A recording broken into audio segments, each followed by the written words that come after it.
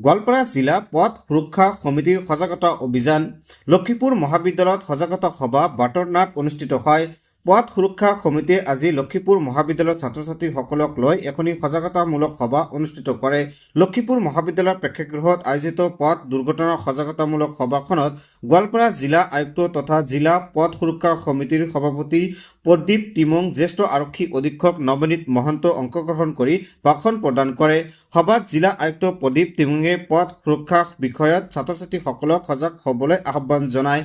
গাড়ী চলাওঁতে seat belt লগোৱা, দুচকীয়া বাহন চলাওঁতে উঠোঁতে হেলমেট পিন্ধাৰ আদিৰ উপৰিও যান বাহন আইন মানি চলিবলৈ ছাত্ৰ ছাত্ৰীসকলক পৰামৰ্শ দিয়ে।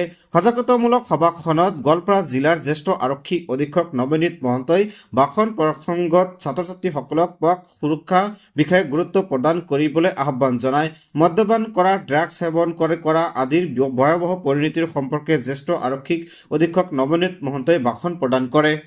আপোনালোকে গম পাইছে অইন জিলাতো এৰকম এনেকুৱা প্ৰগ্ৰাম পাতিছে, কিন্তু আমাৰ গোৱালপাৰাটো দেখা গৈছে লাষ্ট 2-3 মাহমানৰ ধৰি আমাৰ এক্সিডেণ্ট তেনেকুৱা কেছ বহুত দেখা গৈছে। তাকে আমি আমাৰ যি কমিটি প্ৰতি মাহে বহোঁ, আমাৰ DRSC বুলি কয়, যোনটো district level road safety committee, এই কমিটিত আমি সিদ্ধান্ত ল'লোঁ। সেই কমিটিত আমি সিদ্ধান্ত লৈ আমি যে এৱেৰনেছ কেম্প আমি পাতিব লাগে। তো আমি লক্ষীপুৰৰ পৰা ষ্টাৰ্ট কৰিছোঁ। এই বহুত গুৰুত্বকাৰে লৈছোঁ আমি এই এৱেৰনেছটো, কাৰণ আপোনালোকে গম পায় যে আমি ইলেকশ্যনৰ ইমান এটা হেৰিৰ মুহূৰ্ততো আমি এইটো লৈছোঁ। তাৰমানে তাৰ গুৰুত্বটো আমি কিমান দিছোঁ এই পথ সুৰক্ষাৰ কাৰণে।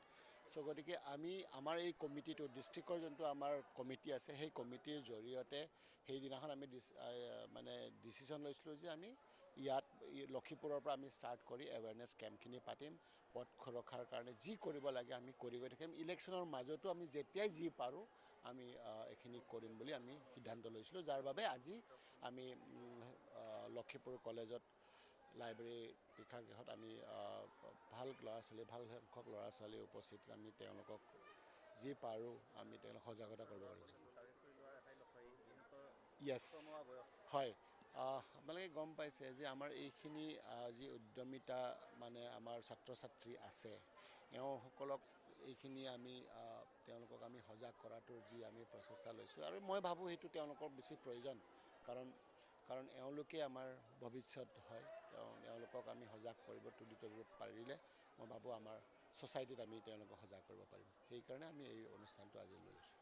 ধন্যবাদ।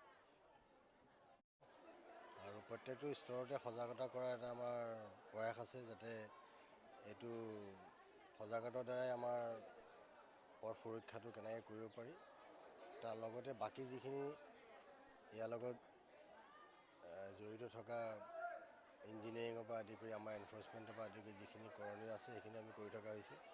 আশা ৰাখিছোঁ আমি অনাগত দিনত আমি আৰু এটা সুৰক্ষিত পথ গোৱালপাৰা জিলাত দেখিবলৈ পাওঁ। তাৰে আমাৰ এইটো প্ৰয়াস।